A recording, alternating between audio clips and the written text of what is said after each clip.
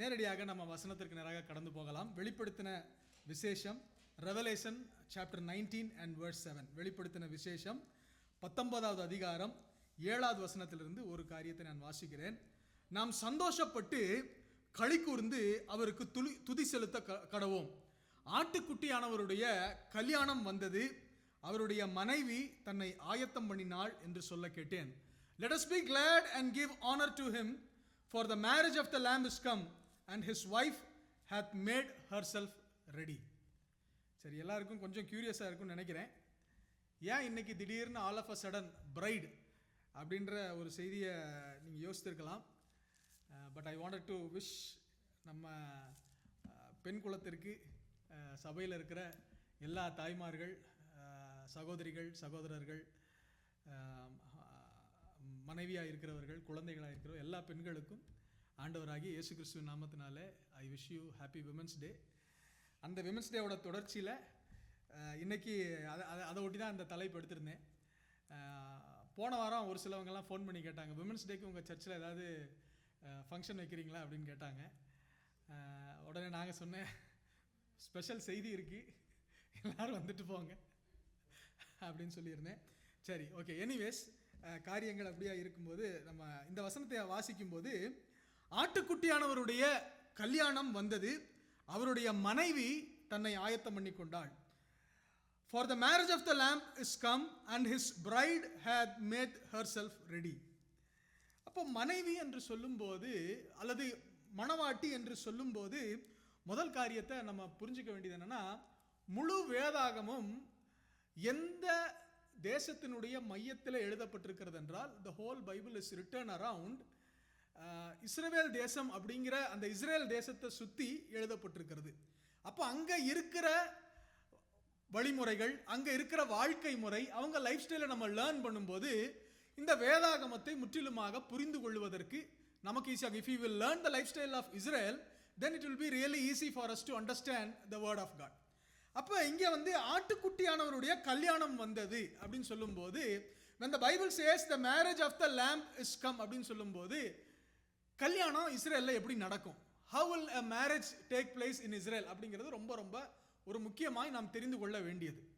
அப்போ ஒரு ஆணும் ஒரு பெண்ணும் திருமண வயதை எட்டும்போது, when they attain the age of marriage, இந்த பிரைட் குரூம் என்ன பண்ணுவாங்களா, பிரைட் குரூமும் அவங்க அப்பா அம்மா எல்லாரும் சேர்ந்து ஒரு கூட்டமாய் போய் மணமகளை பார்த்து, ஏம்மா உன்னை என்னுடைய மகனுக்கு பிடித்திருக்கிறது, நாங்கள் உன்னை திருமணம் செய்து கொள்ள நினைக்கிறோன்னு சொல்லி அந்த பொண்ணோட அப்பா கிட்ட எல்லாரும் பேசுவாங்க. நம்ம ஊரில் நடக்கிற மாதிரி தான், நம்ம ஊரில் நடக்கிற மாதிரி போய் அவங்க பொண்ணுக்கிட்ட பார்த்து பேசிட்டு, ஒரு சில இடங்களில் தமிழ்நாட்டில் போய் தலையில் ஒரு பூவை வச்சுட்டு, இந்த பெண்ணை நான் திருமணம் பண்ணிக்கிறேன்னு ஒரு என்ன சொல்கிறது, ஒரு உறுதிப்பாடு செய்து கொண்டு வருவார்கள். அல்லது இன்னும் ஒரு சிலர் இதில் நிச்சயதார்த்தம் நடக்கும்.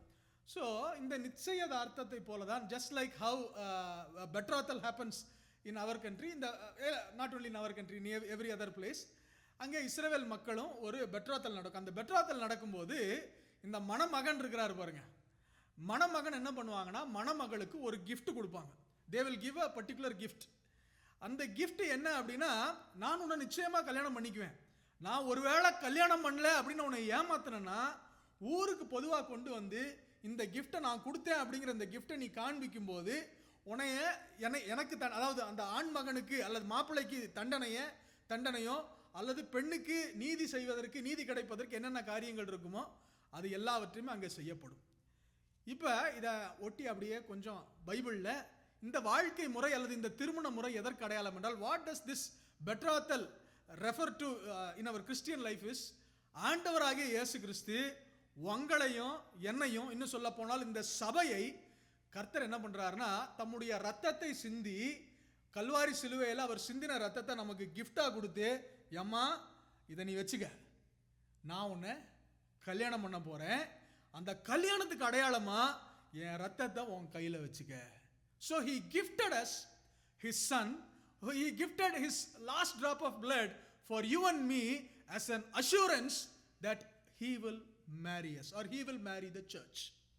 சரி, இப்போ இந்த பெட்ராத்தல் முடிஞ்சதுக்கப்புறம், இந்த நிச்சயதார்த்தம் முடிஞ்சதுக்கப்புறம் அந்த கிஃப்ட்டை கொடுத்துட்டு போயிடுவாங்க. அதனால தான் பைபிளில் பின்னாடி ஒரு சில வசனங்களில் வாசிக்கிறோம், ஒரு ஸ்திரீயானவள் ஒரு வெள்ளிக்காசு காணாம போனோடனே ராத்திரி நேரத்தில் விளக்க கொளுத்தி அதை தேடி கண்டுபிடிக்கிற வரைக்கும் ஓய மாட்டான்னு வசனம் இருக்கும். அதனுடைய உண்மையான அர்த்தம் என்னன்னா, for a young woman who lost a coin, silver coin, will light up the lamp in the middle of the night and she will start searching. What does that refer to? அது எதற்கு அடையாளம் என்றால், அந்த வெள்ளிக்காசு அந்த மணவாட்டிக்கு மணவாளன் கொடுத்த ஒரு பரிசு, ஒரு அடையாளம். அந்த அடையாளத்தை அவ எங்கேயாவது தொலைச்சிட்டா அப்படின்னா, நடுராத்திரியா இருந்தாலும் லைட்டை உடனே விளக்க கொளுத்தி உடனே வீடு எல்லாம் எங்க கிடைக்குதோ கிடைக்கிற வரைக்கும் அதை தேடி அவள் கண்டுபிடிக்காமல் ஓய மாட்டாள். அப்ப நம்முடைய ரட்சிப்பும் அப்படிதான். ஆண்டவராகிய இயேசு கிறிஸ்து அவருடைய ரத்தத்தை சிந்தி he gave his last drop of blood and he gave us an assurance of salvation, and this salvation is what is the assurance, or his blood is the assurance that he is going to marry us again. So this evening I wanted to tell you, don't ever lose the blood of Jesus in your life. உங்க வாழ்க்கையில ஆண்டவராகிய இயேசு கிறிஸ்துவினுடைய ரத்தத்தை அலட்சியம் பண்ணாதீங்க. Don't despise the blood of Jesus in your life. ஏன்னா that is the assurance for you to get married. அடுத்த காரியம், அடுத்த இந்த கல்யாணத்துல என்ன நடக்கும் அப்படின்னா, கல்யாணம் நடக்கல இன்னும், இப்போ நிச்சயதார்த்தம் முடிஞ்சிருக்கு. நிச்சயதார்த்தம் முடிஞ்ச உடனே இந்த மாப்பிள்ளை என்ன பண்ணணுமா, ஃபர்ஸ்ட் போய் இந்த பெண்ணும் மாப்பிள்ளையும் சேர்ந்து வாழ்றதுக்கு தேவையான வீட்டையும் வீட்டுக்குள்ள வைக்க வேண்டிய பொருட்களையும் அவர் சம்பாதித்து தான் திரும்ப வந்து கல்யாணம் பண்ண முடியுமா. ஜஸ்ட் பிகாஸ் அவர் அங்க நிச்சயதார்த்தம் பண்ணிட்டான், ஜஸ்ட் பிகாஸ் அந்த பெட்ராத்தல் முடிஞ்சிருச்சுங்கிறனால the bridegroom cannot marry the bride.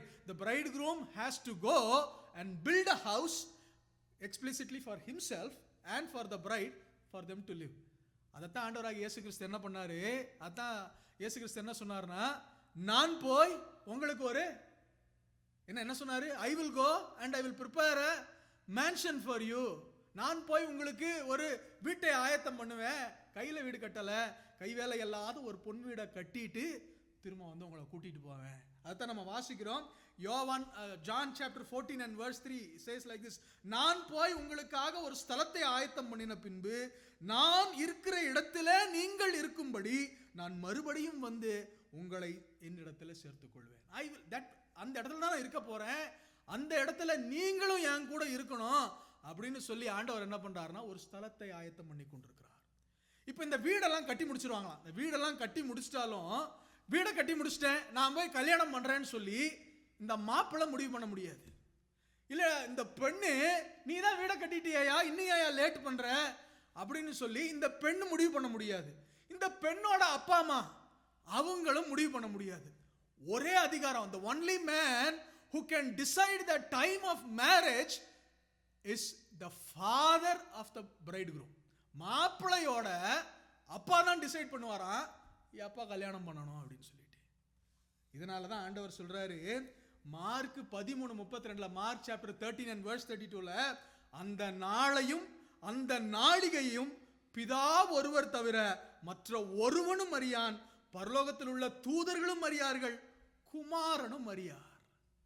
Not Jesus will not, Jesus does not know the time he is going to come back and then take us into marriage. The only person who knows that day is Father God. Neither angels will not know. அங்க தூதர்கள் அறியல, அங்க குமாரன் அறியல, வேற யாருக்குமே தெரியாது. ஏன்னா இந்த வசனத்தை எப்ப புரியும் அப்படின்னா இஸ்ரேலோட பேக்ரவுண்ட்ல வச்சு பார்க்கும்போது. அப்ப அந்த நாள் ஆண்டவர் என்னை வந்து மீட்டு கொண்டு போகிற நாள், அவர் ராப்சர்ல வந்து என்னை தூக்கிட்டு போற நாள யாருமே அறிய மாட்டாரு. ஒரு நாள் அந்த குமாரனுடைய தகப்பன் அறிவார், த ஃபாதர் அவர் அறிவார். அப்ப இப்ப ஃபாதர் ஒரு நாள் டிசைட் பண்ணிட்டாருன்னு வச்சுக்கோங்களேன், தகப்பன் ஒரு நாள் டிசைட் பண்ண உடனே போய் கல்யாணம் நடக்காது. கல்யாணம் கவனிக்கிறீங்களா? உடனே கல்யாணம் நடக்காது. என்ன நடக்கும்னா ராத்திரியிலையோ, அது எப்ப வேணா இருக்கலாம், ராத்திரியிலையோ பகல்லையோ எல்லாரும் என்ன பண்ணுவாங்கன்னா நல்ல பெரிய ஒரு சத்தத்தோட வந்து அந்த பெண்ணோட தெருமுனையில் நின்று இவங்க நல்ல மியூசிக் வாசிப்பாங்களாம், டம டம டம டமன்னு வாசிப்பாங்களாம். இல்லாட்டி பெண்ணுக்கு தெரிகிற மாதிரி ஒரு சிக்னல்ல இந்த மாப்பிள்ளை இங்கிருந்து somehow he will communicate. ஒரு சில நேரத்தில் அது மியூசிக்காக இருக்கலாம், ஒரு சில நேரத்தில் கஞ்சாடையாக இருக்கலாம். ஏதோ ஒன்றை காண்பித்து என்ன பண்ணுவாங்களா, அந்த பெண்ணை கூப்பிட்டுட்டு, பெண்ணை மாத்திரம் கூப்பிட்டுட்டு இந்த மாப்பிள்ளை கூட்டிகிட்டு போயிடுவாங்க. கூட்டிகிட்டு போய் 7 நாள் அளவும் இங்கெல்லாம் வந்து ஊரறிய திருமணம் செய்தது பிறகுதான் அந்த மாப்பிள்ளையும் பெண்ணையும் தனியாக இருக்க விடுவாங்க. ஆனால் இஸ்ரவேல் தேசத்தில் என்ன அப்படின்னா, கல்யாணத்துக்கு ஊரறிய எல்லாம் காரியம் நடக்கிறதுக்கு முன்னாடி 7 நாள் அளவும் பெண்ணையும் மாப்பிள்ளையும் தனியாக வச்சிருவாங்களாம். யாருக்குமே தெரியாது வெளியில எங்க என்ன நடக்குது, என்ன ஏது அப்படின்னு நடக்குது. அந்த 7 நாளைக்கு பிறகுதான் கணவன் மனைவியாக வெளியில வரும்போது பெரிய ஒரு விருந்து பண்ணுவார்கள். After 7 days, after the betrothal is over, he has to build the house. After 1 year or whatever the time, the father of the bridegroom decides, they will go and stand in the mid of the street, and then they will take just the bride all alone, and the bride and bridegroom will be put into a closed room. அது அவங்க வார்த்தையில சொல்றாங்க கப்பா அப்படின்னு சொல்றாங்க. அந்த கப்பால they will be put together for 7 days. After 7 days, after all the union has been done, then they will come out and tell the whole world that they are husband and wife. இது எதற்கு அடையாளம் அப்படின்னா, ஒரு நாள் யாருக்குமே தெரியாத ஒரு நாள்ல ஆண்டவர் மத்திய ஆகாயத்தில் வருவார். he will come in the middle of the street. மத்திய ஆகாயத்தில் வந்து in a twinkling of the eye he will take us in rapture. மத்திய ஆகாயத்தில் நம்மளை எல்லாம் தூக்கிட்டு போயிடுவாரு. தூக்கிட்டு போய் நம்மளை மறைச்சு வைப்பார். எவ்வளவு நாள் மறைச்சு வைப்பார்னா 7 வருஷங்கள். 7 years he will hide us, and that is when on the earth 7 years of great tribulation will happen. பூமியில 7 வருஷங்கள் மகா உபத்திரவ காலங்கள் நடக்கும். அதுக்கு சபை தப்பிச்சுக்கும். the church will escape the tribulation period. அதற்கு ஒரு சில வசனங்கள் சொல்றேன். 1 Thessalonians chapter 4 and verse 16. 1 தெசலோனிக்கேயர் 4வது அதிகாரம் 16வது வசனத்தில் வாசிக்கும் போது, ஏனெனில் கர்த்தர் தாமே ஆரவாரத்தோடும் பிரதான தூதனுடைய சத்தத்தோடும் தேவ எக்காலத்தோடும் வானத்திலிருந்து இறங்கி வருவார். அப்பொழுது கிறிஸ்துவுக்குள் மரித்தவர்கள் முதலாய் எழுந்திருப்பார்கள். பின்பு உயிரோடு இருக்கும் நாமும் கர்த்தருக்கு எதிர்கொண்டு போக மேகங்கள் மேல், நாட் ஆன் த கிரவுண்ட், மேகங்கள் மேல் அவர்களோடு கூட ஆகாயத்திலே எடுத்துக்கொள்ளப்பட்டு இவ்விதமாய் கர்த்தருடனே கூட இருப்போம். we will be with the Lord. அதுக்கு அடுத்து சொல்லும்போது, அந்த மறைவின் காலத்தை குறித்து நான் சொல்லும்போது, என் பொறுமையை குறித்து, அதாவது ரெவலேஷன் சாப்டர் 3 and verse 10, என் பொறுமையை குறித்து சொல்லிய வசனத்தை நீ காத்து கொண்டபடியினால் பூமியில் குடியிருக்கிறவர்களை சோதிக்கும்படி பூச்சக்கரத்தின் மேலெங்கும் வரப்போகிற சோதனை காலத்திற்கு தப்பும்படி நான் உன்னை காப்பேன். The church, if the church will safeguard and keep the word of God, what will happen is, I also will keep thee from the hour of temptation which shall come upon all the world to try them that dwell upon the earth. பூமியில் மேல இருக்கிறவங்களுக்கெல்லாம் உபத்திரவ காலம் இருக்கும். ஆனால் சபை எடுத்துக்கொள்ளப்பட்டபடியினாலே சபை அங்கே பாதுகாக்கப்படும். இந்த காரியங்கள்லாம் அங்க இஸ்ரவேல் தேசத்துல நடக்கிற திருமணத்தின்படிதான். அந்த கண்ணோட்டத்தில் வேதாகமத்தை நாம் படிக்கும்போது வேதாகமத்தில் இருக்கிற மறைந்த பல காரியங்கள் நமக்கு தெரியும். இப்போ now you have an idea how marriages happen in Israel. Now tradition, இப்போ எல்லாருமே Israel is more or less like a secular nation. Not much Jewish people are there. It is like a secular nation. இன்னைக்கு போய் யாராவது யூதர்கள்ட்ட தாங்க அவங்கள்ட்ட இப்படிலாம் திருமணம் நடக்குமா அப்படின்னு கேட்டிங்கன்னா, ஒரு சில இடங்களில் இன்னும் நடக்குது. இன்னும் ரபிகளை வைத்து இதே மாதிரியான முறைமைகளை வைத்து அவர்கள் நடக்கிறார். Even today still marriage, some parts the marriages happen, but most other people have marriages just like the whole other world has. ஆனால் இந்த காரியங்கள்லாம் ஏன் நான் சொல்லுகிறேன் என்றால், you need to understand, for you to understand the Bible, you need to start learning the background of you need to learn the custom of Israel. இஸ்ரவேல் தேசத்தினுடைய அந்த பின்னணியத்தை, வாழ்க்கை முறையை நாம் எல்லாரும் கற்றுக்கொள்ள வேண்டும். இதுக்கு அப்போ எங்க போய் கத்துக்கிறது? இந்த வாரம் வெள்ளிக்கிழமை சாயந்தரம் 7 மணிக்கு எல்லாரும் பைபிள் ஸ்டடிக்கு வந்து சேருங்க. எப்படிலாம் கதை சொல்லி உங்களை பைபிள் ஸ்டடி கூப்பிட வேண்டியதாக இருக்குது. ப்ளீஸ் எல்லோரும் வந்துடுங்க. போன வாரம் நீங்கள்லாம் வரலன்னொன்னே மிச்சமாக இருக்க இட்லியெல்லாம் வந்து அடுத்த 2 நாள் நான் அந்த இட்லி தான் சாப்பிட வேண்டியதாக போயிடுது. அதனால் தயவுசெய்து சொல்கிறேன், நீங்கள் எல்லாரும் தயவுசெய்து வரும்படியாக உங்களை அன்புடன் கேட்டுக்கொள்கிறேன். சரி, காரியங்கள் அப்படி இருக்க, இப்போ கல்யாணம் எப்படி நடக்குது அப்படின்னு புரிஞ்சுக்கிட்டீங்க. You now understood how a marriage will happen. But the important keyword, what happened, what we have to understand from this part is that இந்த வசனத்தில் இருக்கிற முக்கியமான பகுதி என்ன அப்படின்னா, Revelation chapter 19 and verse 7. திரும்ப அந்த வசனத்தை வாசிக்கிறேன். நாம் சந்தோஷப்பட்டு களி கூர்ந்து அவருக்கு துதி செலுத்த கடவோம். ஆட்டுக்குட்டியானவருடைய கல்யாணம் வந்தது. அவருடைய மனைவி என்ன பண்ணாலாம்? வாசிங்க. What did the wife do? Made herself. மனைவி தன்னை ஆயத்தம் பண்ணினாள். என்னை கேட்கிற அருமையான தேவனுடைய பிள்ளைகளே, மணவாட்டி, a bride, what should a bride do? The first thing the bride has to do is to get ready.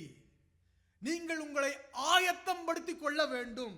இன்னும் நம்ம எஸ்தர் புஸ்தகத்தில் வாசிக்கும் போது எஸ்தர் அங்கே மணவாட்டியாக தெரிந்து கொள்ளப்படுவதற்கு அங்கே ஒரு காரியங்கள் நடக்கிறது. மணவாட்டியாக தெரிந்து கொள்ளப்பட்டு அவள் அங்கே சேர்த்து கொள்ளப்பட்டாள். அங்க ராஜாவினுடைய கன்னிகைகள்லாம் சேர்த்து கொள்ளுகிற இடத்துல அந்த எஸ்தர் சேர்த்து கொள்ளப்பட்டாள். அப்ப சேர்த்து கொள்ளப்படுகிற இடத்துல நடக்கிற ஒரு காரியத்தை நான் வாசிக்கிறேன்.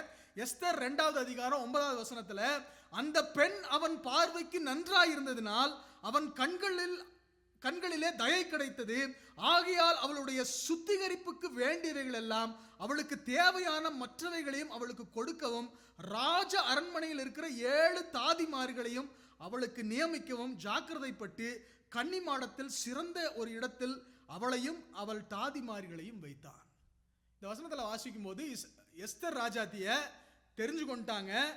She has been brought into a place where all the virgins have been brought, and now what she has to do is to get ready. ஆனால் அவள் ஆயத்தப்படுவதற்கு, அவள் get ready ஆவதற்கு தேவையான என்னென்ன காரியம் இருக்கோ அதெல்லாம் யார் கொடுப்பா அப்படின்னா ராஜா கொடுத்திருக்கிறாரு. போன வசனத்துல வாசிக்கும் போதும் ரெவலேஷன் 19 and verse 8ல வாசிக்கும் போது கூட சுத்தமும் பிரகாசமுமான மெல்லிய வஸ்திரம் தரித்து கொள்ளும்படி அவளுக்கு அளிக்கப்பட்டது.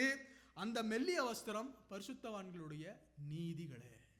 அப்ப நம்ம இன்னைக்கு மனவாட்டியாய் மாற வேண்டும், பிரைடா மாறு, ஆண்டவருக்கு கல்யாணத்துல ஆண்டவராக இயேசு கிறிஸ்துவோடு இந்த சபையானது திருமணம் செய்யப்பட வேண்டும் என்றால் இந்த சபைக்கு தேவையான ஆயத்தப்படுத்திக் கொள்வதற்கு தேவையான எல்லாவற்றையும் கர்த்தர் நமக்கு கொடுத்திருக்கிறார்.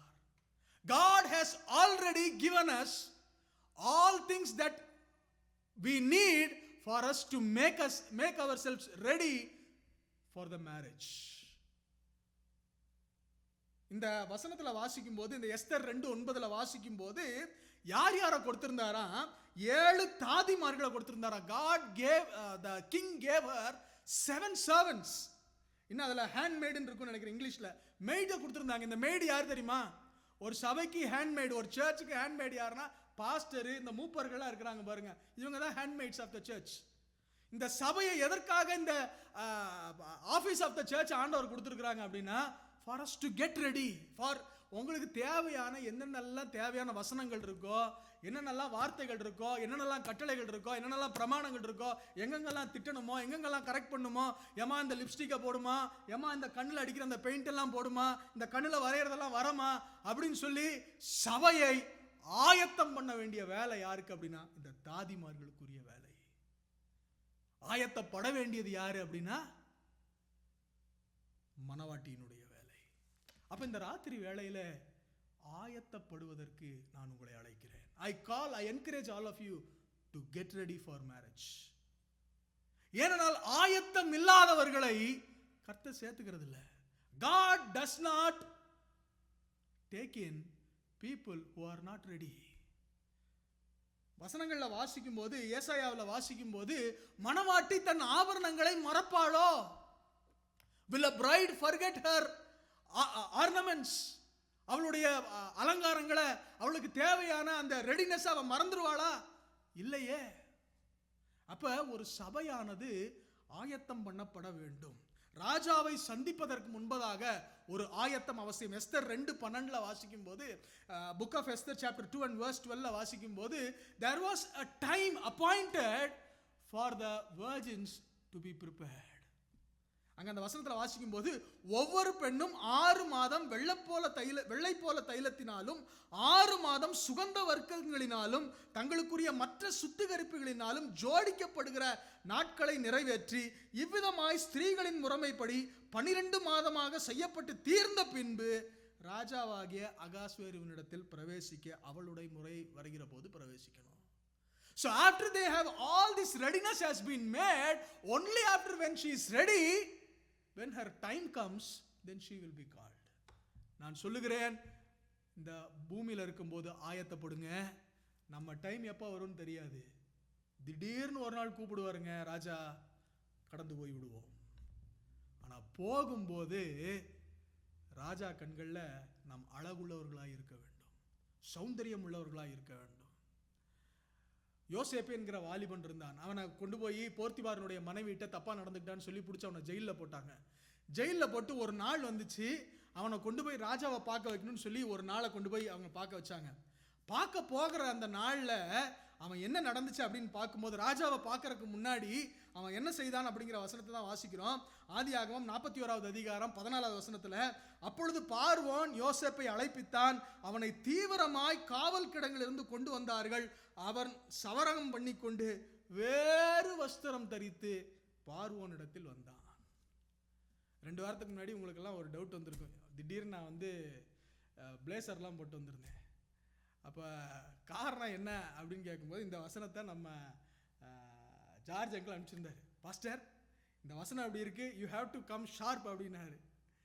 அங்கிள் எனக்கு போட்டு பழக்கம் இல்லை அங்கிள் அப்படின்னு சொன்னேன். இருந்தாலும் அன்னைக்கு கரெக்டாக அதுக்கு முந்தின நாள் என் மனைவி எனக்கு ஒரு பிளேசர் வாங்கி கொடுத்தா, எனக்கு பர்த்டேனால ஒரு பிளேசர் வாங்கி கொடுத்தா. சரி அங்கிளை ஒரு ஹாப்பி பண்ணுவோம் அப்படின்னு சொல்லி அன்னைக்கு கொஞ்சம் ஷார்ப்பாக வர வேண்டியதாக போச்சு. சரி, காரியங்கள் இப்படி இருக்க, ராஜாவை சந்திக்கிறதுக்கு முன்னாடி அவன் என்ன பண்ணிட்டானா, சவரம் பண்ணி நல்ல ட்ரெஸ்ஸு போட்டு, புது ட்ரெஸ் போட்டு அவன் உள்ள வந்தான். அப்போ ராஜாவை சந்திப்பதற்கு முன்பதாக நாம் ஆயத்தப்பட வேண்டும். இன்னும் ஒரு சில வசனங்களை நான் உங்களுக்கு காண்கிறேன். ஆமோஸ் 4வது அதிகாரம் 12வது வசனம். Amos chapter 4 and verse 12. ஆகையால் இஸ்ரவேலே, இந்த பிரகாரமாக உனக்கு செய்வேன். இஸ்ரவேலே, நான் உனக்கு இப்படி செய்ய போகிறபடினால் உன் தேவனை சந்திக்கும்படி ஆயத்தப்படு. Therefore thus will I do unto thee, O Israel, because I will do this unto thee. Prepare to meet thy God, O Israel. உன் தேவனை சந்திப்பதற்கு நீ ஆயத்தப்படணும். நம்முடைய வாழ்க்கையில ஆயத்தம் என்பது மிக முக்கியமான ஒரு காரியம். ஏன் அப்படின்னா, என்னைக்கு மரணம் வரும்னு தெரியாது. பேசிக்கிட்டே இருக்கேன், ஆண்டவருடைய சித்தம் அதுவா இருக்குமானால் அப்படியே விழுந்து மரிக்கலாம். அடுத்த நொடி நம்மளுக்கு என்ன நடக்கும் யாரு கையிலுமே இல்லைங்க. எவ்வளவு பெரிய அறிவு படைத்த மனுஷனாலும் என்னைக்கு அவருடைய அழைப்பு வரும், என்னைக்கு நம்முடைய நாளிகை வரும், இல்லை அவர் என்னைக்கு வராரு, இல்லை நான் என்னைக்கு போறேன்ட்டு ஒரு மனுஷனுக்கும் தெரியாது. எனக்கு நல்லா ஞாபகம் இருக்கு, அப்பா ரொம்ப சீரியஸா அங்க ஹாஸ்பிட்டல் அட்மிட் ஆயிட்டாரு. அவருக்கு 4th ஸ்டேஜ் கேன்சரு. அவர் திடீர்னு ஒரு நாள் நைட் அம்மா ஃபோன் பண்ணுறாங்க. ஒரு காலையில் ஒரு 4-5 மணி இருக்கும். ஃபோன் பண்ணுறாங்க, அப்பாவுக்கு ரொம்ப அவசரம்பா, அப்பா இன்னும் ஒரு 24 hours அப்பா தாங்கிறதே ரொம்ப கஷ்டம்பான்னு சொல்லிட்டாங்கப்பா, நீ உடனே ஒரு வந்துருப்பா அப்படின்றாங்க. நான் 9 மணிக்கு டெக்ஸாஸில் ஃப்ளைட் ஏறுறதுக்கு அங்கே உட்காந்துருக்கேன். அப்போ அந்த டாக்டர்கிட்ட நான் பேசுகிறேன், டாக்டர் 22 hours ஃப்ளைட்டு, ஏரோட்ரமுக்கும் கேஎம்சிஹெச் ஹாஸ்பிட்டலுக்கும் அனதர் ஒரு 10 minutes, நீங்கள் ஒரு 24 hours எங்கள் அப்பா உயிரை காப்பாற்றிட்டிங்கன்னா நான் வந்து பார்த்துக்குவேன் டாக்டர், ப்ளீஸ் டாக்டர் எனக்காக இதை செய்யுங்க அப்படின்னு அழுகிறேன், கெஞ்சுறேன். என்ன வேணா பண்ணுங்க, what ever it my take, do it. நான் அவர்கிட்ட கெஞ்சுறேன். அவர் என்கிட்ட சும்மா சமாதானம் சொல்லிட்டு வச்சிட்டாரு. அப்புறம் நாங்கள் ஊருக்கு போனதுக்கப்புறம் அவரை நான் பார்த்தப்ப அவர் என்கிட்ட சொன்னார், நீங்கள் அன்னைக்கு கேட்டீங்க டேவிட், எந்த டாக்டர்னாலையும் முடியாது டேவிட், மரணம் நிறுத்தி வைப்பது எங்களுடைய கரங்கள் இல்லை. அதனால தான் சொல்லுகிறேன், எந்த நாளில் எது சம்பவிக்கும் தெரியாது, ஆயத்தப்படுங்கள். உங்களை பயப்படுத்துறதுக்கு சொல்லலை, but I want to encourage you, ஆயத்தப்படுங்க. Be prepared. மத்தேயு 24:44 நீங்கள் நினையாத நாளிகையில மனுஷகுமாரன் வருவார், ஆதலால் நீங்கள் ஆயத்தமாயிருங்கள். Be prepared. சரி, இப்போ எப்படிங்க ஆயத்தப்படுறது? How to get ready? இந்த செவ்வாய்க்கிழமை எனக்கு பல்லு செக் பண்ணணும். அண்ணன்ட்ட கூப்பிட்டு அப்பாயின்மெண்ட் கொடுங்க, வாங்கி கொடுங்கன்னு அப்பாயின்மெண்ட் வாங்கி கொடுத்துட்டாரு. இப்போ நான் அதுக்கு ரெடி ஆகணும். என்னென்ன ரெடி ஆகணும்? 3:30 மணிக்கு அவங்க அப்பாயின்மெண்ட் கொடுத்துருக்காங்க. ஸோ 3 மணிக்கே ஜெனிஃபரை வந்து நீ அன்னைக்கு பெர்மிஷன் சொல்லிட்டு வந்துரு, பிள்ளைய கூட்டிகிட்டு நீ போயிரு, நான் போய் இந்த பல்லெல்லாம் செக் பண்ணிக்கிறேன்னு நான் ரெடி ஆகிட்டேன். இப்போ ஆண்டவரை சந்திக்கிறதுக்கு எப்படிங்க ஆயத்தப்படுறது? Dev, how to get ready to meet the Lord? Repent. Wonderful. அப்போ எப்படி ஆயத்தப்படணும்னு சொல்லிட்டு ஒரு மாமியார் இருந்தாங்க. அந்த மாமியார் ரொம்ப அழகா ஒரு மருமகளுக்கு மணவாளனை சந்திக்க போறதுக்கு முன்னாடி, before she met her husband, she gave some advice to the மருமகள். அது இந்த ஸ்டோரி என்னடா மருமகள் மாமியார் மருமகள்ன்றீங்க, இப்போ தான் கல்யாணம் பண்ண போகிறான்னு உங்களுக்கு கன்ஃபியூஷனாக இருக்கும். ரூத்துடைய சம்பவத்தை பின்னாடி நீங்கள் உட்காந்து வாசிக்கும் போது, if you will know the background of the story then you will understand. நகோமி ரூத்தை பார்த்து சொல்கிறாங்க, என்னென்ன காரியம் செய்யணும்னா, நீ குளித்து, Ruth chapter 3 and verse 30, Ruth 3வது அதிகாரம் 3வது வசனத்தில் சொல்லும்போது, நீ குளித்து எண்ணெய் பூசி உன் வஸ்திரங்களை உடைத்துக்கொண்டு அந்த களத்திற்கு போ, அந்த மனுஷன் புசித்து குடித்து தீரு மட்டும் அவன் கண்களுக்கு எதிர்படாமல் இரு. அவன் படுத்து கொண்ட போது அவன் படுத்திருக்கும் இடத்தை நீ பார்த்து போய் அவன் கால்களின் மேல் மூடி இருக்கிற போர்வையை ஒதுக்கி நீ படித்துக்கொள். அப்பொழுது நீ செய்ய வேண்டியது இன்னதென்று அவன் உனக்கு சொல்லுவான். அப்ப ஒரு மணவாளனை திருமணம் செய்ய போகிற அந்த மணவாளனை திருமணம் செய்வதற்கு முன்பதாக இந்த மணவாட்டியாகிய சபை என்ன செய்ய வேண்டும் என்றால், முதல் காரியம் குளிக்கணும். அழுக்கு நீங்க சுத்திகரிக்கப்பட வேண்டும். நிறைய நேரத்தில் பழைய ஏற்பாட்டு நாட்களில் பார்க்கும்போது குஷ்டரோகம் இருக்கிறவர்கள் முதலாவது எங்க வரணும் அப்படின்னா, ஆலயத்துக்கு வந்து அவன் குஷ்டரோகம் தீந்துருச்சுன்னு காமிக்கணும். அப்ப காண்பிக்கிறதுக்கு முன்னாடி என்ன நடக்கும் அப்படின்னா, அவனுக்கு அங்க ஸ்நானம் செய்யப்படுவான், அங்கே அவங்க குளிப்பாட்டப்படுவான். he will be bathed. அப்ப இந்த ராத்திரிகளில் உங்களுக்கு நான் சொல்லுகிறேன், நீங்கள் சுத்திகரிக்கப்பட வேண்டும். you should be cleansed from your sin, you should be cleansed from your leprosy. உங்கள் பாவம் நீங்கி நீங்கள் சுத்திகரிக்கப்பட வேண்டும். நீங்க குளிச்சாதான் மணவாளனை பார்க்க முடியும். நிறைய நேரத்தில் நம்முடைய வாழ்க்கையில பல நாட்கள் குளிக்கிறது இல்லை. சரீரத்தில் குளிச்சிடுறோம், டெய்லி காலையில் எழுந்திரிச்சு குளிக்கிறோம். சிலருக்கு 2 நேரம், சிலர் ரொம்ப சுத்தமாக இருக்கிறவங்க 3 நேரம் குளிக்கிறாங்க. ஒரு சிலர் குளிக்கிறதில்ல, குளிர் தானப்பா, என்னப்பா குளிர், 2 சென்ட் அடிச்சுக்கிட்டு போவோம் அப்படின்ட்டு போகிறோம். என்னையும் சேர்த்துக்கிட்டேன், போகிறோம். ஆனால் நான் உங்களுக்கு சொல்லுகிறேன், சரீரத்தில் அப்படி நம்ம இருந்தாலும் ஆவிக்குரிய வாழ்க்கையில் சரீரத்தில் நம்ம சுத்திகரிச்சுக்கிறோம். அதிகபட்சம் 2 நாள், 3வது நாள் என்ன ஆயிரும், வீட்டில் இருக்கவங்க நம்மளை என்ன பண்ணுவாங்க, யோ குளிக்காமையே சுத்தாத, போய் குளி அப்படின்னு திட்டி அனுப்பிச்சிடுவாங்க. நம்ம போய் குளிச்சு தான் ஆகணும். இந்த ராத்திரியில் ஏன் சொல்லுகிறேன் என்றால், சரீரத்தில் நாம் குளித்து கொள்கிறோம், ஆனால் ஆவியில் but in our spirit we don't cleanse ourselves. இன்னைக்கு இந்த ராத்திரியில் கேட்குறேன், கடைசியாக ஆண்டவர்கிட்ட போய், ஆண்டவரே நான் தப்பு பண்ணிட்டேன், என்னை மன்னிச்சிருங்க, நீங்கள் எப்போ கேட்டீங்க? when is the last time that you went to the Lord and you repented of your sin?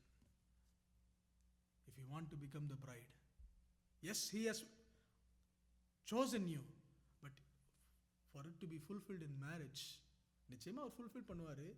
ஒரு பக்கம் he has promised us, இன்னொரு பக்கம் நமக்கு ரெஸ்பான்சிபிலிட்டி இருக்குங்க. we have that responsibility.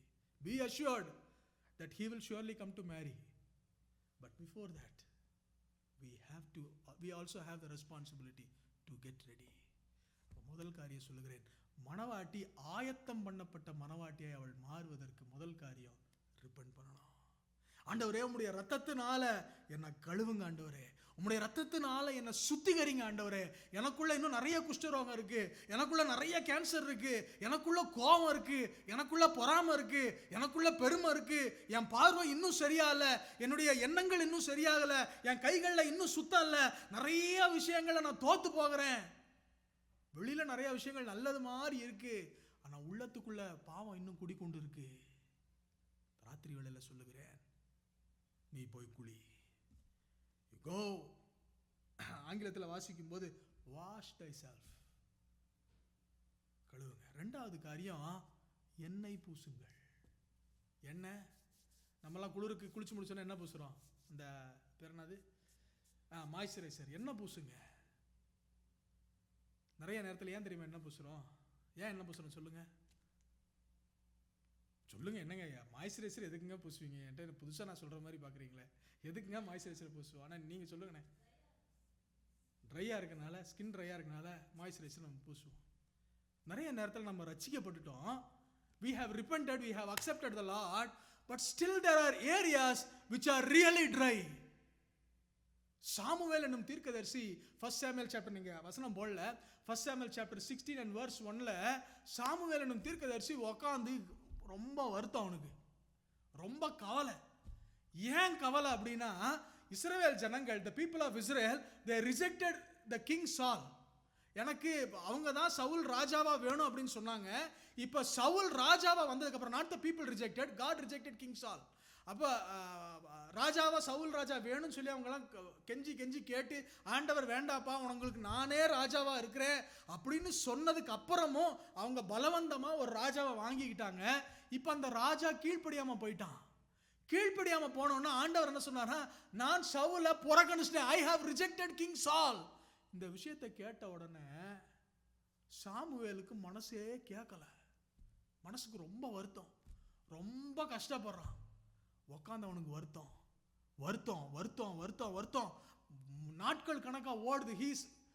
he sunk himself into the sorrow. அந்த வருத்தத்துக்குள்ள அவன் அப்படியே சாரோலியா உட்கார்றான். உடனே 16வது அதிகாரம் முதல் வசனத்தை சொல்லுது, ஆண்டவர் பார்த்தாரு, இவன் எவ்வளவு நாள் கவலைப்பட்டு இருப்பான். Samuel, how long will you worry? எவ்வளவு நாள் நீ இப்படி துக்கமுகமா இருப்ப? I did not choose you. The purpose for your life is not for you to be worrying. உன் வாழ்க்கையில் இருக்கிற நோக்கம் நீ வருத்தப்படுறது உன் வாழ்க்கையில் இருக்கிற நோக்கம் அல்ல. நீ கஷ்டப்படுறது உன் வாழ்க்கையில் இருக்கிற நோக்கம் அல்ல. நீ இப்படியே சஞ்சலத்தில் இருக்கிறதுக்காக நான் உன்னை அழைக்கல. அதுக்காக நீ ரட்சிக்கப்படல. அதுக்காக நான் உன்னை தீர்க்கதரிசியா அழைக்கல. உன் தைலத்தை உன் கொம்ப தைலத்தினால் நிரப்பிக்கோ. Fill your horn with oil. நம்ம எல்லாம் ரட்சிக்கப்பட்டுட்டோம். ஆனா இன்னும் நம்முடைய வாழ்க்கையில வருத்தங்கள். யாரோ சொன்ன ஒரு வார்த்தை, யாரோ நம்ம வாழ்க்கையில செய்த ஏதோ ஒரு காரியம், யாரையோ இழந்த ஒரு காரியம், இல்ல வேற யாரோ நம்மளை பத்தி தப்பா பேசிட்டாங்க, யாரோ நம்மகிட்ட சண்டை போட்டாங்க. வருஷத்துக்கு முன்னாடி நடந்த காரியத்தை உள்ள வச்சுட்டு நிறைய இடத்துல ஒரு சில இடத்துல நல்லவங்க மாதிரி இருக்கும், சிரிக்கிறோம், எல்லாம் பேசுறோம். ஆனா இன்னும் உள்ளத்துக்குள்ள அவன் அன்னைக்கு அப்படி பண்ணிட்டானே, அவன் அன்னைக்கு அப்படி பேசிட்டானே, அந்த வார்த்தைக்கு அவன் ரெஸ்பாண்ட் பண்ணலையே, இப்படி அவன் என்ன டெஸ்பைஸ் பண்ணிட்டானே, இப்படி என்ன மதிக்காம போயிட்டானே, இது நிமிஷம் நம்ம இருதயத்துக்குள்ள ஒரு வருத்தத்தை போட்டு போட்டு போட்டு நிறைய நேரத்தில் அது ட்ரை லேண்டா மாறுற அளவுக்கு விட்டுறோம். இன்னைக்கு இந்த ராத்திரி வேளையில கர்த்தர் சொல்றார், fill your horn with oil. எண்ணெய் பூசு. உன் காயமானது உண்மைதான்ப்பா, நீ காயப்பட்டது உண்மைதான். எரிகோக்கு போற வழியில ஒரு கள்ளர் கையில அகப்பட்டது உண்மைதான். While a man was, an Israelite was going to Jericho, he was wounded by the thieves. அவன் காயப்பட்டுட்டான். ஆனா நல்ல சமாரியன் என்ன பண்ணாருன்னா, அவனை கொண்டு போய் சத்திரத்தில் சேர்த்தது மாத்திரமல்ல, he not only just put him into the inn to safeguard him, what he did was he put oil. இந்த ராத்திரி வேளையில சொல்லுகிறேன், பரிசுத்த allow Holy Spirit to heal you. பரிசுத்த ஆவியானவர் உங்களை ஆட்கொள்வதற்கு உங்களை ஒப்பு கொடுங்க. Oil refers to anointing. When oil refers to the Spirit of God, oil refers to the Holy Spirit. Yes, through Holy Spirit we all accepted Jesus Christ, but we have to get activated in the Spirit such a way that the Holy Spirit starts to rule our lives. நம்முடைய வாழ்க்கையை பரிசுத்த ஆவியானவர் நடத்துறதுக்கு நம்ம ஒப்பு கொடுக்கணும். எண்ணெய் தடவர அனுபவம் இல்லை, எண்ணெய் ஊற்றப்படுகிற அனுபவம், எண்ணெய் பூசப்படுகிற அனுபவம் நம்முடைய வாழ்க்கையில வேணும். ஒன்று மனம் திரும்புதல், ரெண்டாவது பழைய காரியங்கள், வருத்தங்கள் இதெல்லாம் மறந்துட்டு தூக்கி போடுங்க. நிறைய நேரத்தில் நம்ம பிடிச்சி வச்சுக்கிறோம். நிறைய நேரத்தில் இந்த செல்ஃப் பிட்டின்ற ஒரு காரியம் நம்மளை பிடிச்சி வச்சுக்குது. நம்ம அதை பிடிக்க, அது நம்மளை பிடிக்க, மாறி மாறி நம்ம உன்னோட ஒன்று டைப் ஆகிக்கிறோம். இந்த ராத்திரி வேளை சொல்லுகிறேன், give yourself to the Holy Spirit. கண்களை மூடி கரங்களை உயர்த்தி ஆண்டவர்கிட்ட சொல்லலாமா? Let's all close our eyes and lift our hands up and say, God, ஆண்டவரே, எங்கள் வருத்தங்கள் மாறட்டும், எங்கள் கவலைகள் மாறட்டும், எங்களுடைய ட்ரை லேண்ட்ஸ் ஆண்டவரே, வறண்ட நிலத்தின் மேல் ஆறுகளையும் வனாந்திரத்தில் ஆண்டவரே தண்ணி தடாகைகளையும் உண்டு பண்ணுவேன் நீங்கள் சொன்னீங்களே. cause streams in our dry lands. எங்களுடைய வனாந்தரங்களில், எங்களுடைய வில்டர்னஸ்ல ஆண்டவரே நீங்க உருவாக்குங்க. ஆண்டவரே நீங்க தண்ணீரை உருவாக்குங்க. மூன்றாவது காரியம், உன் வஸ்திரங்களை உடுத்தி கொண்டு அந்த களத்திற்கு போது. third thing is put thy raiment upon thee and get down to the floor. மூன்றாவது காரியம், நீ களத்திற்கு போகணும். இந்த ரெயின்மெண்ட் எதற்கு அடையாளம் என்றால் சபைக்கு அடையாளம். The raiment refers to the church. The raiment refers to the place where the இந்த என்ன சொல்றது, போரடிக்கிற இடம், அதாவது என்ன சொல்றது, களஞ்சியம். அங்கே போரடிக்கப்பட்ட அந்த நெல்மணிகள் எல்லாம், விதைகள்லாம் சேர்க்கப்படுகிற இடம். இந்த இடத்துக்கு வாங்க, போங்க அப்படின்னு சொல்லி ஆண்டவர் சொல்றாரு. இந்த ராத்திரி வேளையில உங்களுக்கு சொல்லுகிறேன், மனவாட்டியை நீங்க சந்திக்கணும்னா ஒன்று ரிப்பன் பண்ணுங்க, ரெண்டாவது எண்ணெய் பூசுங்க. மூணாவது நீங்கள் ஆண்டவர் உங்களுக்கு கொடுத்த ரட்சிப்பை பத்திரமா போட்டுக்கங்க, எப்பயுமே போட்டுக்கங்க. அந்த நீதியின் வஸ்திரத்தை, அந்த ரோப்ஸ் ஆஃப் ரைச்சஸ்னஸை போட்டுக்கங்க. போட்டுட்டு ஆண்டவர் என்ன சொல்றாருன்னா, ஆலயத்துக்கு வாங்க, ஆலயத்துக்கு வாங்க. நான் உங்களுக்கு சொல்லுகிறேன், உங்கள் வாழ்க்கையில் எது நடக்குதோ இல்லையோ, எது நடக்குதோ இல்லையோ, நான் சொல்லுகிறேன், எப்பொழுதும் ஆலயத்தை விட்டுறாதீங்க. என் வாழ்க்கையில் நிறைய ஆசீர்வாதங்கள் நான் பெற்றுக்கொண்டது எங்கே அப்படின்னா ஆலயத்துக்குள்ளே தான். நம்ம ரொம்ப சின்ன கூட்டம் தான், we are very small group. ஆனால் அந்த ஸ்மால் குரூப்பில் என்ன நன்மை கிடைக்கும் நம்ம நினைக்கலாம். ஆனால் நான் உங்களுக்கு சொல்லுகிறேன், இந்த சின்ன கூட்டத்தில் ஆண்டவர் கிரியை செய்யும்போது நமக்கு நிச்சயமாக ஆசீர்வாதம் உண்டு. சரி, இப்போ களத்திற்கு போன்னு சொல்லிட்டு அடுத்த வசனங்களை வாசிக்கும் போது, அந்த மனுஷன் புசித்து குடித்து தீரும் மட்டும் அவன் கண்களுக்கு எதிர்படாமல் இரு. அவன் படுத்து கொண்ட போது அவன் படுத்திருக்கும் இடத்தை நீ பார்த்திருந்து போய் அவன் கால்களில் மூடி இருக்கிற போர்வையை ஒதுக்கி கொண்டு நீ படுத்துரு. Just move the garment upon his leg and just lie down there. அதுக்கு அர்த்தம் என்ன தெரியுங்களா? காலில் அவன் தலையை வச்சிரு. அப்படின்னா, ஆண்டவரே நீங்க தான் எனக்கு சரணம், மணவாளனே போவாஸ் நீங்க தான் எனக்கு சரணம்னு சொல்லி விழுந்துரு. அங்கே போய் விழுந்துருங்க. இன்னைக்கு இந்த ராத்திரி வேளையில் சொல்லுகிறேன், ஆயத்தம் அப்படின்னா 4 காரியம். முதல் காரியம் repent, ரெண்டாவது காரியம் allow the spirit of God, மூணாவது காரியம் வஸ்திரத்தை போட்டு ஆலயத்துக்கு வாங்க, நான்காவது காரியம் கையை தூக்கிடுங்க.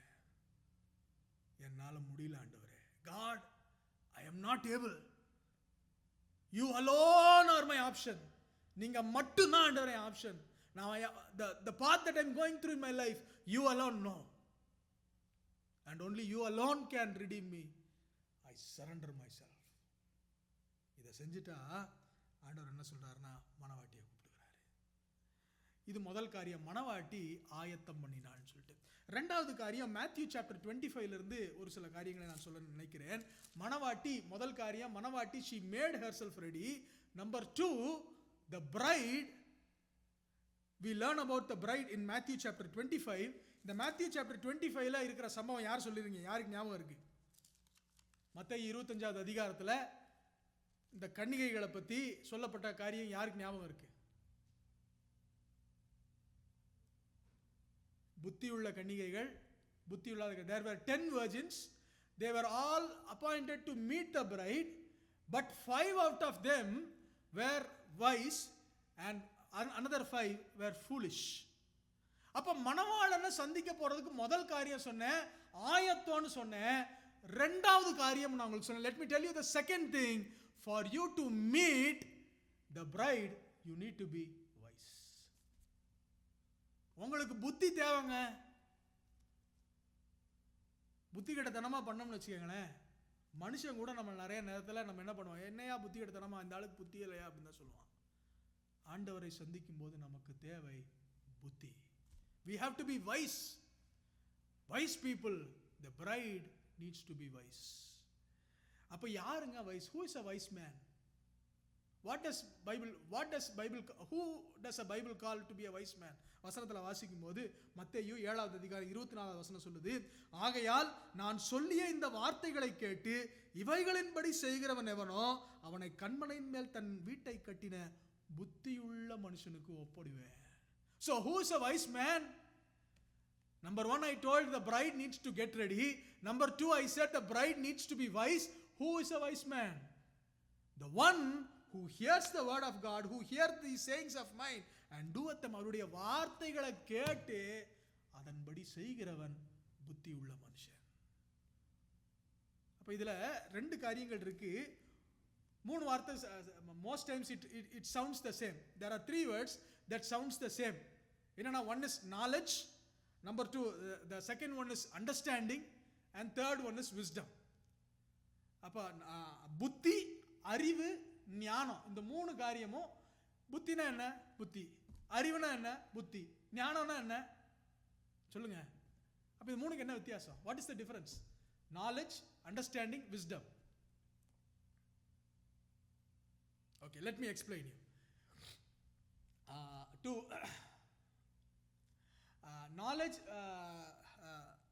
knowledge அப்படின்னா, ஒரு காரியத்தை தெரிந்து கொள்ளக்கூடிய புத்தி. அதாவது எப்படி சொல்றது, knowing a lot of facts is refers to knowledge, to understand it, understand the facts. ஒருத்தனுக்கு எல்லா சயின்ஸு ஒரு நாலேஜ், சயின்ஸு பற்றியோ இல்லாட்டி ஆஸ்ட்ரானமி, இப்போ பல பிரிவுகள் இருக்குது சயின்ஸில். இப்போ ஃபார் எக்ஸாம்பிள் சயின்ஸில் என்ன சொல்லலாம், மெடிசனில் ஹார்ட்டை பற்றி படிக்கிறது, அந்த ஹார்ட்டை பற்றி இருக்கிற அந்த ஃபேக்ட்ஸ் அதெல்லாம் வந்து நாலேஜ். ஆனால் அந்த ஃபேக்ட்ஸை படிக்கும்போது ஒரு மனுஷனுக்கு புரியும், ஒரு மனுஷனுக்கு புரியாது. அப்போ புரிகிற அந்த காரியத்துக்கு பேர் தான் அண்டர்ஸ்டாண்டிங், அறிவு. அறிவு அப்போ புத்தி உள்ள மனுஷன், நிறைய ஃபேக்ட்ஸ் தெரிஞ்சிருக்கிற மனுஷன் புத்தி உள்ள மனுஷன். ஆனால் அதை புரிஞ்சுக்கிறான் பாருங்க. ஒரு சிலருக்கு நிறைய ஃபேக்ட்ஸ் தெரியும். என் பையன்கிட்ட கேட்டிங்கன்னா, ஏரோப்ளைனை பற்றி கேட்டிங்கன்னா, லேண்ட்காஸ்டர் ஏரோப்ளைன்னா என்னடான்னு கேட்டால் அந்த லேண்ட்காஸ்டர் ஸ்டோரி சொல்லுவான். ஆனால் அந்த லேண்ட்காஸ்டர் ஏரோப்ளைனை பற்றி அவனுக்கு புரியுமான்னு கேட்டால் he does not understand. He knows it but he does not understand it. அப்போ knowledge is knowing things, understanding is understanding things. But what is wisdom? To apply what you have understood is wisdom. நீங்க தெரிஞ்சது மாத்திர தெரிஞ்சதை புரிஞ்சிருக்கிறத வாழ்க்கையில apply பண்றதுதான் wise people. அப்ப எப்ப ஆண்டவர் ஒரு மனுஷனை புத்திமானை மாற்றுகிறார் என்றால், இந்த வசனத்தை கேட்டு இந்த ஃபேக்டை, நிறைய நேரத்தில் இந்த வசனத்தை கேட்போம், நிறைய பேர் மெசேஜாக கேட்பாங்க, ஆனால் அட்ரு ஃபெயிலியரான காரியங்களை செய்வாங்க. ஏன் காரணம் என்னன்னா, இந்த வசனத்தை சும்மா ஃபேக்சுவல் லெவலில் வாசிக்கிறது. ஆனால் இதை புரியறது மாத்திரம் இல்லை, நம்முடைய வாழ்க்கையில கடைபிடிக்கும் போது நம்ம என்னவா மாறுறோம்னா புத்தி உள்ள மனிதர்களாய் மாறுகிறோம். என்னை கேட்கிற அருமையான தேவனுடைய பிள்ளைகளே, புத்தி உள்ள மனிதர்களாய் மாறுகிறோம். என்ன நின்றுச்சு நினைக்கிறேன். அப்ப நான் உங்களுக்கு சொல்லுகிறேன், புத்தி உள்ள மனுஷன் யாருன்னா வார்த்தையின்படி கேட்டு அதன்படி செய்கிறவன். இது ஒரு வசனம். இன்னொரு வசனம் யார் அப்படின்னா, மத்தேயு 24வது அதிகாரம் 45வது வசனத்தில் வாசிக்கிறோம். யார் புத்தி உள்ள மனுஷன் அல்லது விவேகம் உள்ள மனுஷன் அப்படின்னா, ஏற்ற வேளையில தன் வேலைக்காரருக்கு போஜனம் கொடுத்து அவர்களை விசாரிக்கும்படி எஜமான் வைத்த உண்மையும் விவேகம் உள்ள ஊழியக்காரன் யார்? Who is a wise servant அப்படின்னா, who is faithful and who supplies to the household at right time. ஆங்கிலத்தில் அந்த ரைட் டைம் டியூ சீசன் இருக்கு. கரெக்டான நேரத்தில் கரெக்டான ஆகாரங்களை கொடுக்கிறவன் அவன் தான் ஊழியக்காரன். அப்போ புத்தி உள்ள ஊழியக்காரன் யார் அப்படின்னா, அவனுக்கு he has to have an understanding of time. எந்த நேரத்தில் எதை செய்யணுங்கிற ஞானம் நமக்கு வேண்டும். எல்லா நேரத்திலும் எல்லாத்தையும் செய்யக்கூடாது. காலத்தை குறித்த ஞானம் நமக்கு வேண்டும். ஒரு நாள் தாவீது ராஜாவுக்கு அங்கே போர் நடந்து கொண்டிருக்கிறது. போர்ல எல்லா இஸ்ரவேல் மக்கள்லாம் வந்து இட் இஸ் அந்த அதிகாரத்தில் வாசிக்கும் போது 1 நாளாகமம் புஸ்தகத்தில், it was a season of war, it was a time when kings fight. அப்போ ஃபைட் பண்ற அந்த நேரத்தில் அவர் என்ன பண்ணார்னா, he started to take rest and he started to அந்த உப்புரிகையின் மேலே அந்த மொட்டை மாடியில் ஜாலியாக நடந்துட்டு அவர் போயிட்டு இருந்தார். ஃபைட் பண்ணுற நேரத்தில் மொட்டை மாடியில் நடந்தால் என்ன ஆகும் அப்படின்னா, இன்னொரு பொம்பளை குளிக்கிறத பார்த்து பாவத்தில் தான் ஒழுக முடியும். இந்த ராத்திரி வேளையில் சொல்லுகிறேன், let us not do things at wrong time. யார் புத்தி உள்ள மனுஷனா, ஏற்ற வேளையில் ஏற்ற காரியத்தை செய்கிறவன். அப்போ we have a time for family, we have a time for church, we have a time for our children, we have time for everything in our life. உங்களுடைய வாழ்க்கையில் சொல்லுகிறேன், ஃபேமிலி டைமை ஃபேமிலி கொடுக்காம வேற எங்கேயும் விடாதீங்க. சில்ட்ரனுக்கு கொடுக்க வேண்டிய நேரத்தை சில்ட்ரனுக்கு கொடுக்காம வேற எதையும் செலவு பண்ணாதீங்க. சபைக்கு கொடுக்க வேண்டிய நேரத்தை சபையில் கொடுக்காம வேற எங்கேயும் காரியத்தை செய்யாதீங்க. அப்படி செஞ்சா ஒரே ஒரு நாள் தான் ரெஸ்ட் எடுத்தான். One day he rested in his life. ஆனால் இந்த பைபிள் அவன் செத்து போய் கிட்டத்தட்ட 2000-3000 வருஷம் ஆச்சு. இன்னைக்கு என்ன பேசிட்டு இருக்கோம் தாவீதை பற்றி? அவன் வேசித்தனம் பண்ணான், அவன் பத்சேபாள்கிட்ட பாவம் பண்ணான்னு செஞ்ச நாள் என்ன நடந்துச்சுன்னா, அந்த ஒரே ஒரு நாள் இருக்க வேண்டிய இடத்துல அவன் இல்லாமல் போனது. இன்னைக்கு இந்த ராத்திரி வேளை சொல்லுகிறேன், நோ யோர் டைம். உங்கள் காலத்தை அறிந்து கொள்ளுங்க. அதனால தான் சங்கீதம் 90ல் சாம்ஸ் 90ல் இவர் எழுதுறாரு, மோசே எழுதும்போது சொல்றாரு, ஆண்டவரே நாட்களை எண்ணுகிற எங்கள் அறிவை எங்களுக்கு தாருங்க. Lord teach us to number our days. எங்கள் நாளை நாங்கள் புரிஞ்சுக்கிற, எந்த சீசனில் வாழ்கிறோம், கடைசி நாட்டிலையா இல்லாட்டி ஆரம்பத்தில் வாழ்கிறோமா, எப்போன்னு சொல்லி எங்களுக்கு அந்த நாலேஜ் எங்களுக்கு கொடுங்க ஆண்டவரே. Give us that wisdom. Know your season. அப்ப who is a bride? Bride is one who gets ready. Who is a bride? Bride is someone who is wise. மூன்றாவது காரியத்தை சொல்லி முடிச்சிடுறேன். Song of Solomon chapter 4 and verse 12. Song of Solomon உன்னத பாட்டு 4வது அதிகாரம் 12வது வசனத்துல, என் சகோதரியே, என் மணவாளியே, நீ அடைக்கப்பட்ட தோட்டமும் மறைவு கட்டப்பட்ட நீரூற்றும் முத்தரிக்கப்பட்ட கிணறுமா இருக்கிறாய். யாரு மணவாட்டி? A garden, my spouse, a spring shut up, a fountain sealed. நீ மறைவு கட்டப்பட்ட தோட்டம். You are a fountain that is sealed. அதனுடைய அர்த்தம் என்னங்க? ஒரு விஷயத்தை வச்சிருக்கிறீங்க, அதை மறைச்சு வச்சிருக்கீங்கன்னா என்ன அர்த்தம்? என்னங்க நான் கேட்குற எல்லா கொஸ்டினுக்கும் இப்படி யோசிக்கிறேன். It's valuable, wonderful for God, you are valuable. நான் உண்மையாலுமே செய்தியில் இந்த பாயிண்ட்டை யோசிக்கல, ஆனால் உங்களை வச்சு நான் நீங்கள் சொன்னதை வச்சு நான் இந்த பாயிண்ட்டை யூஸ் பண்ணிக்கிறேன். Yes, we are all valuable to God. மனவாட்டி அவருக்கு ரொம்ப வேல்யூபிள். வேல்யூபிள்னால என்ன பண்ணி வச்சிருக்கிறாரா? மறைச்சு வச்சிருக்கிறாரா. He has covered us. He has sealed us. ஏன் தெரியுமா? அதனுடைய அர்த்தம் என்ன தெரியுமா? He does not want us to be revealed. அப்படின்னா நம்ம சுயத்துக்கு வெளியே காமிக்கக்கூடாது. He wants us to hide. அப்படின்னா மனத்தாழ்மை உள்ளவர்களாக இருக்க வேண்டும். தாழ்மை உள்ளவர்களாக இருக்கட்டும். நானு எனக்கு அப்படின்னு என்னை வெளிக்காட்டாம, யோவான் சொன்ன மாதிரி, யோவான் ஸ்நானகன் சொன்ன மாதிரி, ஜான் த பேப்டிஸ்ட் சொன்ன மாதிரி, he must increase and I must decrease. நான் சிறுகவும் அவர் பெருகவும் வேண்டும். நான் மறைக்கப்படணும். இன்னும் பவுல் ஒரு ஸ்டெப் மேல போய் எழுதுறாரு. கிறிஸ்துவுடனே கூட, கலாத்தியர் 2:20, கிறிஸ்துவுடனே கூட சிலுவையில் அறையப்பட்டேன், ஆயினும் பிழைத்திருக்கிறேன், இனி நான் அல்ல, no more it's me, it is Christ. அப்ப ஒரு மணவாட்டி யார் அப்படின்னா மறைக்கப்பட்டவள். Who's a bride? A bride is someone who's covered. அதனால தான் நீங்க ரெபேக்காளை குறித்து வாசிக்கும் போது, when Rebecca started the journey back to go and meet Isaac, when she saw Isaac at a distance, she immediately took a veil and she covered herself.